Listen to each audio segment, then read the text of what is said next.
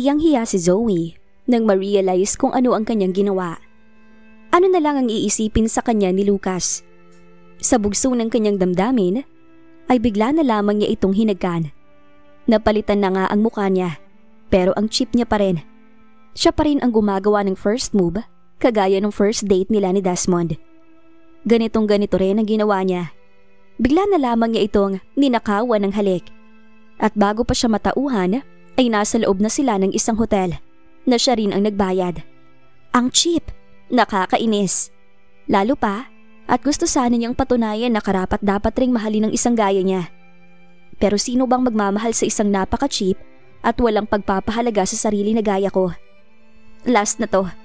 Natukso lang naman siya kanina, kaya bigla niyang hinagkan si Lucas. Siguro ay natuwa lang siya masyado at nag-enjoy sa date nila. Tungkol sa nangyari kanina, Lucas, kalimutan mo na sana yun. Alam kong hindi ako lasing, kaya hindi ko pwede ikatwiran yon. Hindi ko malaman kung saan ibabaling ang aking muka dahil nakatingin ito sa akin ngayon.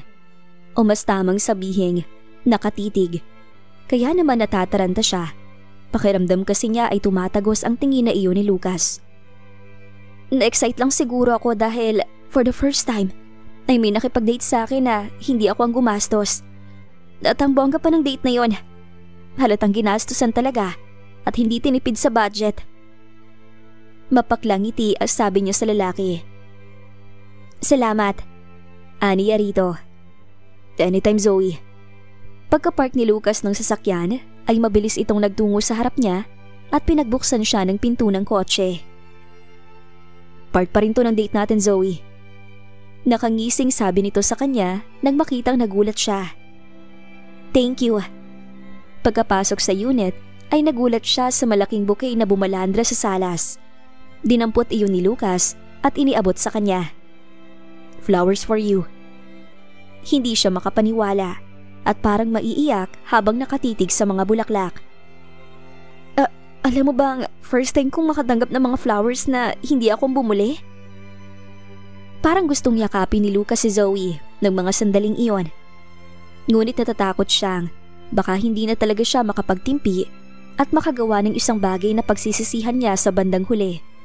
Kung kaya't, tiniis na lamang niya ang nararamdaman. Masayang-masaya si Zoe habang hinahaplos ang mga rosas na ibinigay niya. Natutuwa siyang nagustuhan nito ang kanyang sorpresa. Gusto niyang suntukin si Desmond sa lahat ng sakit ng kaloobang idinudulot nito kay Zoe. Kahit sinong babae ay hindi deserve na itrato ng ganon ng kahit na sinong asawa. Mas lalo lamang siyang hindi makapaghintay na maisakatuparan ng kanyang mga binabalak sa lalaking iyon. At habang tumatagal, mas lalo lamang niyang gustong makita na pagsisihan ni Desmond ang lahat ng ginawa nito kay Zoe.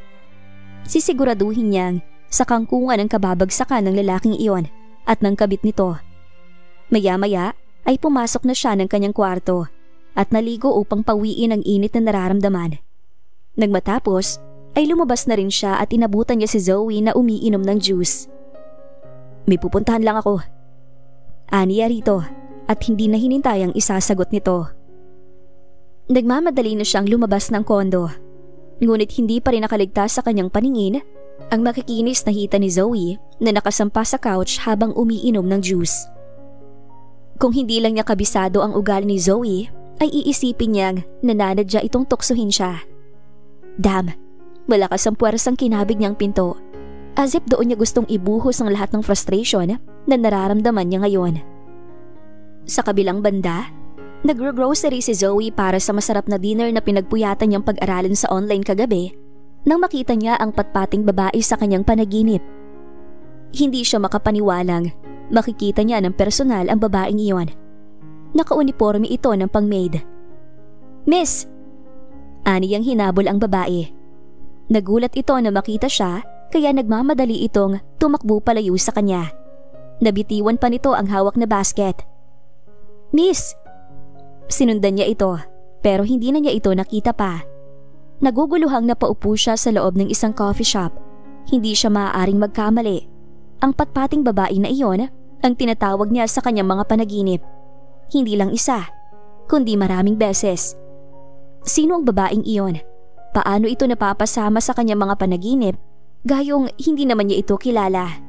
At bakit parang takot na takot ang babaeng yun na makita siya? Biglang sumakit ang kanyang ulo habang iniisip ang babae. Pakiramdam niya ay may mga maliit na alaalang bumabalik sa utak niya, pero pilit niyang nilalabanan. Napailing siya. Ano ba tong mga naiisip niya? Nagkataon lang marahil na kamukha ng babaeng iyon ang babae sa kanyang panaginip. Imposible namang mapanaginipan niyang isang taong ni hindi nga niya nakilala. "The penny for your thought?" Dinig niyang tanong ng isang lalaking pamilyar sa kanya ang boses kahit pa nakapikit siya. Pag-angat niya ng muka ay nakita niya si Desmond na nakangiti sa kanya. "Nakita na tayo sa isang restaurant before, right? By the way, I'm Desmond." Sabi nitong inilahad pa ang isang kamay sa kanya. Magiliw na magiliw ang mukha nito habang nakatingin sa kanya. Hindi halatang masamang tao.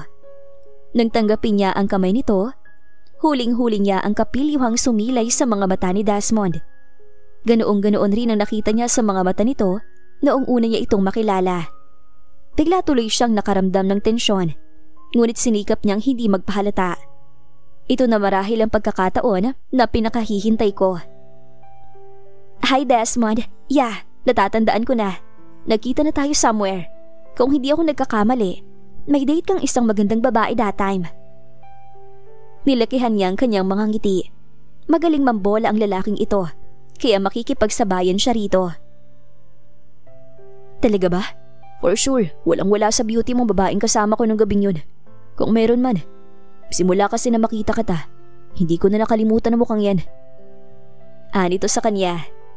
Gustong-gusto na niya itong sampalin. Para siyang pinangingilabutan sa mga lumalabas sa bibig ni Desmond. "Hindi mo pa nga pala sinasabi ang pangalan mo." "Oh, sorry." Pasimpleng sabi niya. "My name is Clara." "Wow, what a nice name, Clara." "Nice name? Talaga lang ah. Bugok, pangalan yun ng aso ng kapatid mo, hindi ba?" Bahagya siyang tumungo para sadyang ipakitang pakwan niya. Huling-huli niya ang mga mata ni Desmond na sinundan iyon ng tingin. "Marami talaga nagsasabi na magandang pangalan ko, bagay sa maganda kong muka." Nangaakit na sabi niya rito. Nakita niyang napalunok ito. "Pwede ba kitang ma-invite mag-lunch?" Tanong pa ni Desmond sa kanya. Parang nahuhulaan na niya kung anong tumatakbo sa utak ng lalaking ito. Mahilig. Pero hindi na siya nagpatumpik-tumpik pa. Kaagad siyang tumango sa panyaya ni Desmond mag-lunch. Kanina pa tumatawag sa kanya si Lucas. Ngunit hindi niya masagot ang tawag nito, kung kaya't nag-message na lamang siya ng "Talk to you later." Nagulat ako nang dalhin siya ni Desmond sa isang mamahaling restaurant. Hindi niya alam kung maiinis o matutuwa rito. Never pa siyang natreat ni Desmond sa isang mamahaling restaurant noon. Ni hindi nga yata siya nito nilabas kahit na minsan nang maging mag-asawa na sila. Not unless ako ang mag-aaya. Pero kay Clara na ngayon lamang nito nakilala, ay gusto ko agad nitong magpa-impress. God, ang dami ko pa palang hindi alam sa lalaking to. "Hindi ka ba natatakot na makita tayo ng asawa mo?" Tanong niya rito nang ilapag na sa mesa ang mamahaling steak at lobster na in-order ng lalaki. Pansin niyang itinaas nito ang isang kamay. "Look, no wedding ring." "So, ibig sabihin, single ka?" Tanong ko rito. Gustong-gusto niya itong tusukin ng hawak niyang tinidor. "Yeah." Confident na sagot ni Desmond. Sinungaling. Maya-maya ay umayos siya ng upo. Sino pala yung babaeng kasama mo na gabing yon?" Nagkibit balikat ito. "Si Sophia. Let's put it this way. May mga pangangailangan akong kaya niyang ibigay sa akin." "Like what? Anong pangangailangan mo ang hindi kayang ibigay ng asawa mo?" Gusto na sana niyang itanong dito. Ngumisi ito sa kapilyong tumingin sa kanya. "Alam mo na kung ano yon." Anitong biglang ginagap ang kanyang isang kamay. Para siyang biglang napaso ng madikit ang kamay nila, kung kaya't mabilis niyang binawi iyon. "Sorry Desmond, pero hindi ako yung babaeng tinutukoy mo. Hindi ako kagaya ni Sophia mo. Hindi ako cheap gaya ng iniisip mo. I mean, marami naghahabol na lalaki sa akin at hindi naman nakapagtataka kung bakit. Pagmamayabang na sabi niya rito. Gusto kong maging malinaw yan sa'yo. I'm sorry. Nakita ko ang pamumula ng mukha ni Desmond. Gusto niyang palakpakan ang kanyang sarili. Dahil sa kauna-unahang pagkakataon, ay nagawa niyang tanggihan ang pangaakit ng lalaking ito. Ngunit aminado siyang kailangan niyang kumuha ng lakas para mapaglabanan ang nararamdaman para sa lalaking ito. Kanina pa nga gustong pumatak ng mga luha niya. Kanina pa maraming tanong na namumuo sa utak niya habang tinitingnan si Desmond. Paanong sa kabila ng pagmamahal at kabutihang ibinigay niya rito, ay hindi pa rin naging sapat iyon kay Desmond? Bakit nagawa pa rin siya nitong gawa ng masama? Pansin niyang muling tumunog ang kanyang phone at nakita ang mga missed calls ni Lucas. Tinatawagan ka na yata ng boyfriend mo. Ani Desmond sa kanya. Wala akong boyfriend. Mabilis na sagot niya rito. Talaga? Sino yung lalaking kasama mo nung gabing yun? He's just a friend. No more, no less. Kanina pa gustong ibato ni Lucas ang hawak na telepono. Nakakailang tawag na siya kay Zoe, ngunit hindi nito sinasagot ang tawag niya. Ang paalam nito sa kanya ay mag-grocery lamang ito. Pero alas 5 na ng hapon ay hindi pa rin ito umuuwi. Nauna pa siyang makarating ng bahay. Pang-15 attempt na niya ito at nag-aalala na siya. Naiinis din siya dahil pinalitan ni Zoe ang phone na gamit. Hindi tuloy niya matrack kung nasaan na ito. Next time, hindi na niya ipapaalam kapag nilagyan niya ng tracker ang sasakyang gagamitin ni Zoe. Para kahit na magpalit ito ng telepono, ay mahanap pa rin niya kung nasaan ang babae.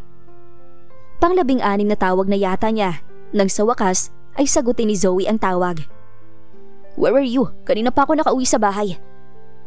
Hindi na niya natapos ang sasabihin nang magsalita si Zoe.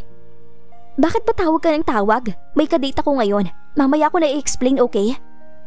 Kadate? Aniyang biglang napataas ang boses, ngunit bago pa siya muling makapagsalita, ay nawala na ito sa kabilang linya. Inis na inihagis ko ang hawak na telepono. Nakipag-date nang hindi man lang nagpaalam sa akin? Anong karapatan nitong makipag-date?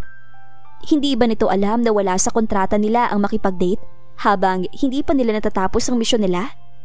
At saka, sino bang lalaking sinamahan ni Zoe? Dapat may approval muna niya bago ito makipag-date kung kani-kanino, lalo pa at mabilis pa naman itong mabola. Paikot-ikot siya sa sala sa sobrang inis. Maya-maya ay dinampot niyang muli ang phone at tinawagan ito. Hello? Umuwi ka na ngayon din. Utos niya rito, pero kaagad rin siya nitong pinagbabaan ng tawag. Nang tangkain niya muli itong tawagan, ay naka-off na ang telepono ni Zoe. I'm sorry sir, do you have another credit card? Hindi po kasi gumagana ang card ninyo. Anang waitress kay Desmond nang nagbabayad na ito ng kinain nila. Lihim siyang napangiti.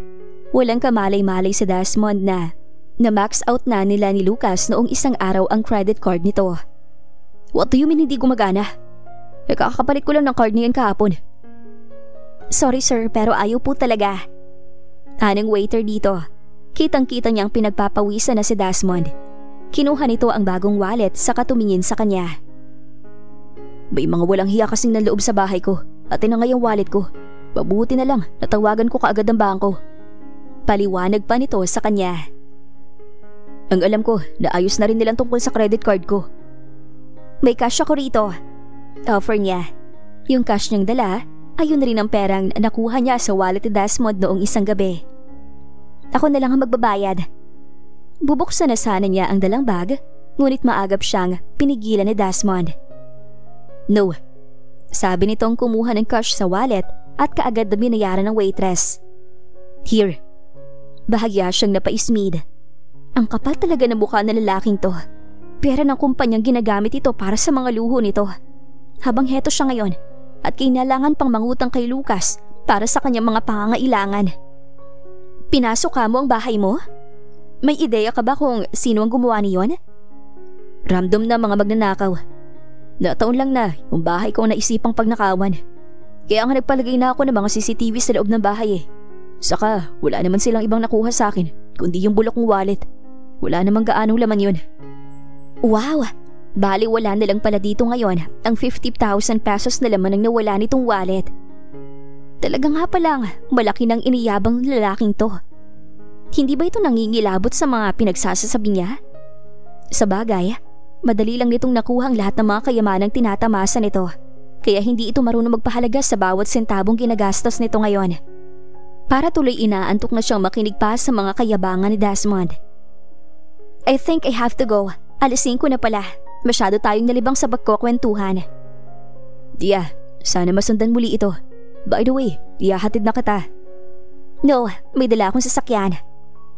Maagap na sabi niya rito. Kaagad na napabalikwas ng bangon si Lucas nang maramdamang bumukas ang pinto ng condo unit niya. Pagkapasok pa lang ni Zoe ay kaagad siyang napasimangot habang nakatingin dito. Hindi ba may usapan tayong bawat lakad mo kailangan mong ipaalam sa akin? Saka, bakit ka nagpalit ng phone? Hindi pa ba obvious? Kibit balikat na sagot nito. Ayoko na may parang asong palaging nakabuntot sa akin. Parang dumilim bigla ang kanyang paningin at kaagad niyang hinilang isang braso ni Zoe. Butikan ka nang mawala sa mundong to. Kung di dahil sa akin, baka matagal ka nang naubos ng mga pating. Pagkatapos, ganyan mo lang ako sasagutin. Galit na sabi niya rito. Napadiin ang hawak niya sa braso ng babae kung kaya't nakita niyang bahagya itong napapikit. Ouch! Ano ba? Nasasaktan ako. Sorry na, okay? Hindi ko sinasadyang magpalit ng phone. Lowbat lang yung isang phone kaya nilipat ko yung SIM card doon sa isang phone na nasa kotse. At yung tungkol sa lakad ko, biglaan lang yon. Nakita kami ni Desmond sa mall. Tas niyaya niya ako mag-lunch doon sa katabing hotel. Nakipag-date ka sa lalaking yun nang di mo malang pinapaalam sa akin? Bakit, Lucas? Kailangan ko pa bang ipaalam yung mga ganun sa'yo? Ano bang masama doon? Simpleng lunch lang naman yon. Besides, mag-asawa naman kami at… Hey, Zoe, naririnig mo bang sinasabi mo? Hanggang ngayon ba, hindi mo pa rin nagigets kung gaano kasamang taong yun, ha? Hindi ko alam kung sadyang baliw ka lang talaga, kaya hindi mo maintindihan kung bakit kailangan mong ipaalam sa akin lahat ng ginagawa mo. Hanggang kinaumagahan ay hindi pa rin sila okay ni Lucas. Halatang asar pa rin ito sa kanya. Hindi niya akalaing magagalit ito ng ganon dahil lamang hindi niya ipinaalam ang lakad niya kasama si Desmond. Akala niya ay matutuwa ito dahil naka-step 1 na siya sa kanilang mga plano. Sa bagay, may katuwiran naman si Lucas. Mapanganib na tao si Desmond, kung kaya't kinakailangan niya mag-ingat. I'm sorry sa nangyari kahapon. Aniya rito nang madatnan niya itong nagluluto ng breakfast. Hindi ko naisip na sobrang mapanganib nga ang lalaking yon. Iniisip ko lang kasi na baka may kabutihan pa rin natitira sa puso niya, na baka pinagsisisihan na nito ngayon yung ginawa niya sa akin. Napangisi si Lucas. Inaasahan mong pagsisisihan na lalaking yun ang ginawa niya sa'yo? Zoe, baka nakakalimutan mong walang konsensyang lalaking yun. I know. Halos paanas lamang na sabi niya saka napakagat ng labi. Ni wala ngang nabanggit kahapon si Desmond tungkol sa kanya. Bagkus ay puros pagmamalaki sa mga achievements nito ang naging topic nila kahapon. Pakiramdam siguro ni Desmond ay ito ang sentro ng lahat. As if may paki ang lahat sa mga achievements nito. Achievements na fake naman kung tutuusin. Next time, kung makikipagkita ka sa kanya, pwede bang ipaalam mo malang sa akin para hindi ako nag-aalala? Pagkasabi niyon ay mabilis na itong tumayo at pumasok sa loob ng kwarto. Susuyuin niya sana ito, ngunit naisip niyang baka mas lalo lamang itong maasar sa kanya kapag kinulit niya ito. Mabuti na lamang at kahit galit si Lucas sa kanya, ay ginawan pa rin siya nito ng breakfast. Tahimik na lamang siyang nag-almusal. Pero hindi pa siya tapos kumain nang lumabas ng kwarto si Lucas. Ang bango-bango at ang gwapo-gwapo nito sa suot na maong at leather jacket.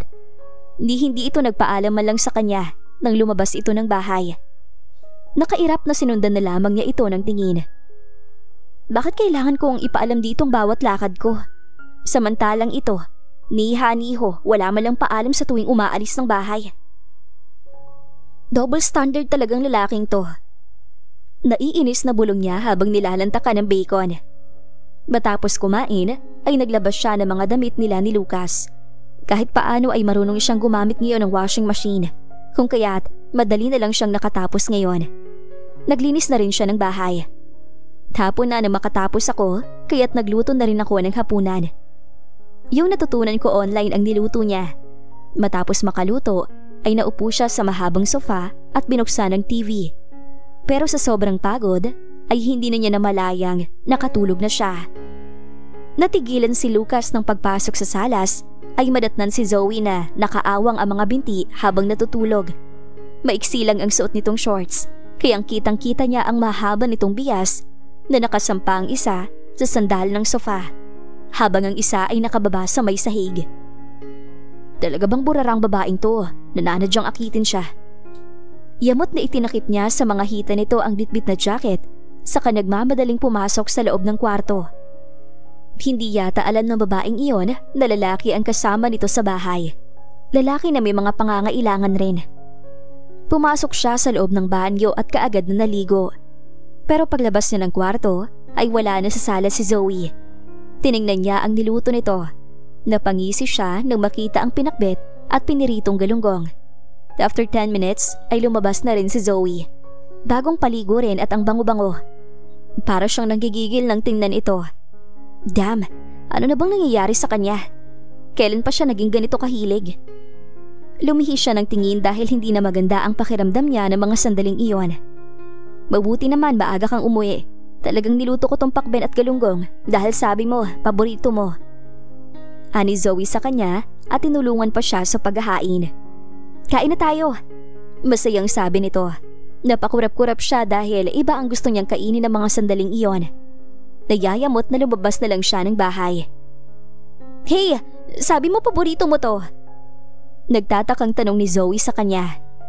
Hindi na ngayon. Pinis na sagot niya rito, saka naglalakad ng palayo. Para siyang lalagnatin na hindi maintindihan. Hindi ko pwedeng pagkatiwalaan ang sarili ko ngayon. Kung kaya't mas mainam na sa labas muna ako magpalipas ng nararamdaman. Sa isang beer house ako dumiretso. Hindi niya akalain na grabe palang magalit si Lucas. Ipinagluto na nga niya ito ng paborito nitong pinakbet at galunggong. Galit pa rin. Bahala na nga to. Bakit nga ba kailangan pa niya itong suyuin? Kibit balikat na nilantakan ko na lamang ang prinito kong isda saka ang gulay na niluto ko. Hindi ako mahilig sa pinakbet. Ngunit dahil nalaman kong paborito iyon ni Lucas, ay pinag-aralan kong lutuin pagkatapos ay hindi naman pala ito kakainin. Baka akala ni Lucas ay madali lamang magbalat ng kalabasa at magayat ng mga gulay. Muntikan ang masugatan ng daliri ko. Pagkatapos ay iisnabin lamang nito ang luto ko. Puisit. Nasa kalagitnaan ako ng pagkain nang biglang tumunog ang aking telepono. Si Desmond ang nasa kabilang linya. Excited na sinagot ko ang tawag nito. Hello? Hi Clara. I'm just wondering kung pwede kitang ma-invite manood ng sine bukas. Anang lalaki sa kanya. Sine? Kailan ba yung huling sine nila ni Desmond? Nagjowa pa yata sila nang huli sila nitong manood ng sine. Pagkatapos ay hindi na iyon nasundan pa. Hindi naman ako busy bukas, kaya sige. Mabilis na sagot ko pagkatapos ay bigla kong naalala si Lucas. Kailangan nga pala niyang ipaalam dito ang lakad nilang ito ni Desmond. By the way, let me check my schedule first. Baka nga pala may lakad ako.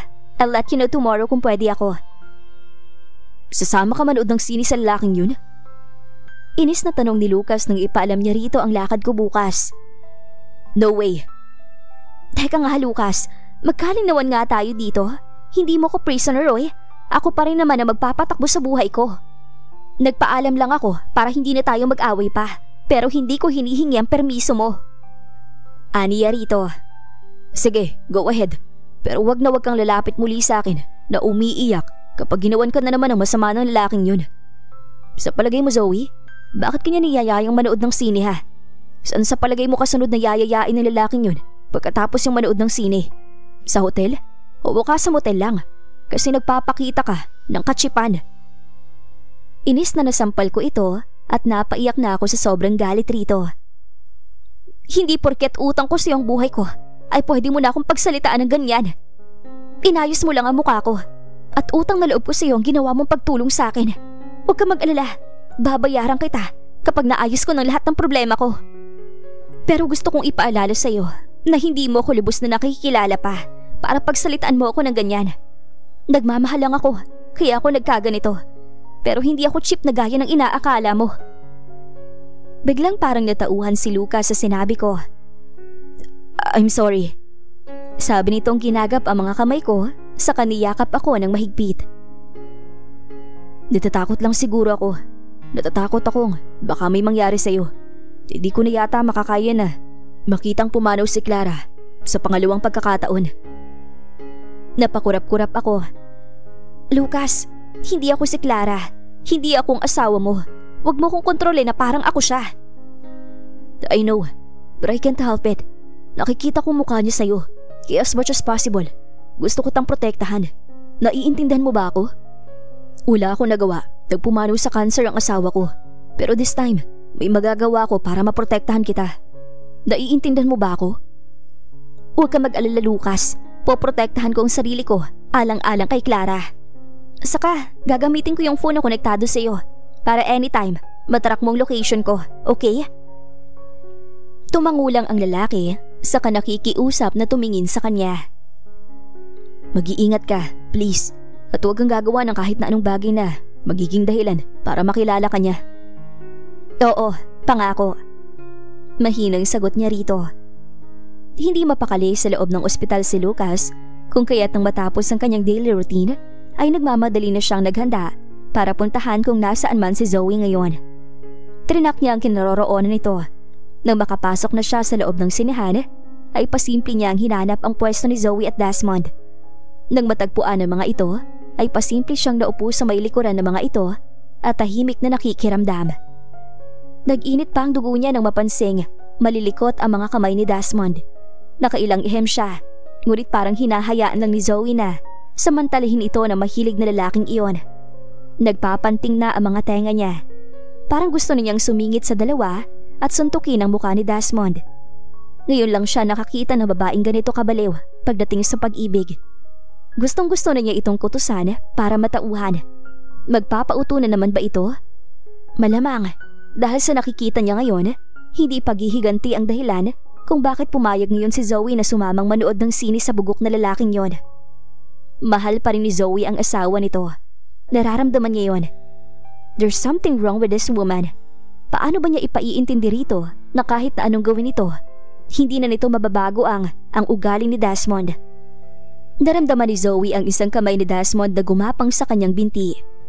Patay mali siyang nag-concentrate na lamang siya sa panonood ng pelikula kahit hindi niya gaanong maintindihan ang palabas dahil nadidistract siya sa mga galaw na iyon ng lalaki. Para siyang kinuryente ng gumapang ang kamay nito sa loob ng suot niyang palda. Muntik na siyang mawala sa kanyang wisyo nang bigla niyang maalala ang sinabi ni Lucas. Kung kaya't mabilis siyang tumindig at nagtungo sa loob ng comfort room. Gusto niyang murahin ang kanyang sarili. Huminga siya ng malalim para mabalik sa dati ang composure niya, saka lumabas na muli ng cubicle. Sinikap niyang pigilan ang pagpatak ng kanyang mga luha sa pinagsama-samang galit at inis na nararamdaman. Naiinis siya dahil mahal pa rin niya ito, ngunit mas lamang na ngayon ang galit na nadadama. Mas mapapatawad pa siguro niya sa Desmond kung magiging faithful ito kay Sofia. At least alam niyang mahal talaga nito ang babae, kaya siya nito nagawang pagtaksilan. Pero ang makipagharutan na naman ito ngayon sa katauhan ni Clara, ibang bagay na yon. Nagpapatunay lang na talagang di mapagkakatiwalaan ang isang kagaya ni Desmond. Nanginginig ang kanyang buong katawan habang nakatitig siya sa kanyang mukha sa malaking salamin. Kahit sinong Poncio Pilato ay mapapaibig na niya ngayon dahil sa taglay niyang kagandahan. Kaya naman, nagkukumahog ang mokong na yon na makuha siya ngayon. Muli siyang bumalik sa pwesto. Sorry, hindi sinasadyong nakita kami ng friend ko sa loob ng ladies room, kaya medyo napatagal ang kwentuhan namin. Pagsisinungaling niya kay Desmond, which made me realize na napakaliit lang talaga ng mundo. Kaya kahit anong pilit ang gawin mong pagtatago ng katotohanan, lalabas at lalabas rin ng totoo. Right, Desmond? Ha? Yeah. Ano bang sekreto ng kaibigan mo? May lover siya at nahuli ko siya ng lover niya ngayon. Magkasama silang nanonood ng sine. Of all places, dito pa sila nagtagpo. Parang ang bobo naman niya, hindi ba? Oo nga. Parang nababalis ang sagot nito sa kanya. Kung ikaw maglolo ko sa, let's say, halimbawang may asawa ka na, saan sa palagay mong safest place para hindi kayo makita ng mistress mo? Bahagyang natawa si Desmond. Let me clarify this to you, Clara. I am not married, but assuming I am married, siguro, ba safe na dalahin ko siya sa isang private place. Sa kwarto, I guess? Mapunokso ang tinig na sabi nito sa kanya. Exactly my thoughts. Nakangising sabi niya rito. Bakit mo naman dadalhin ang lover mo sa isang mataong lugar gaya nito, right? Not unless gusto na nilang ipagsigawan sa buong mundo. Napagod na siya makisama sa hukluban niyang asawa. Actually, pero lang naman ang dahilan kaya niya pinakasalan yung asawa. Ani ang nilingon ito. Sa palagay mo, acceptable na magpakasal ka ng dahil lang sa pera? Depende siguro sa sitwasyon. Pero hindi ba panloloko yung ginagawa mo? I mean, ng kaibigan ko? Nagpakasal siya sa lalaking yun ng dahil lang sa pera. Pagkatapos, makikisama ito sa kabit niya? Napaka-unfair naman yatang nakikinabang sila ng kabit niya sa pera ng asawa nito, hindi ba? Hindi niya maitago ang galit na nararamdaman. Pansin niyang natawa si Desmond. Mukhang mas affected ka sa ginagawang iyon ng kaibigan mo Anito, minsan na rin kasi akong naloko. Kaya ako nasasaktan sa ginagawang panloloko ngayon ng kaibigan ko. Kasalanan rin naman ang asawa nito dahil pinayagan niya mangyari yun. I don't think wala namang ganong kabubong tao para hindi nito maramdaman na pinaglalaroan lang siya. Na pera lang ang dahilan kaya siya pinakasalan ng kaibigan mo. Sagot ni Desmond sa kanya. Muling gumapang ang isang kamay nito sa hita niya. Sa inis ay malakas niyang tinampal ang kamay nito. Kasalanan pa pala niya ngayon kaya siya nito niloko. Ang kapal talaga ng pagmumukha ng lalaking to. Sorry, masyado ko naging mabilis. Umayo siya ng upo. Kung ako ang asawa ni Zoe, peste lang ang walang ganti. Mariing sabi niya rito. Zoe? Mula sa liwanag na nagmumula sa malaking screen ng sinihan ay nakita niya ang pagkabigla sa mukha ni Desmond nang mabanggit niya ang kanyang pangalan. Yeah, Zoe ang pangalan ng kaibigan ko. Bakit parang nashock ka? Kunuway nagtatakang tanong niya rito.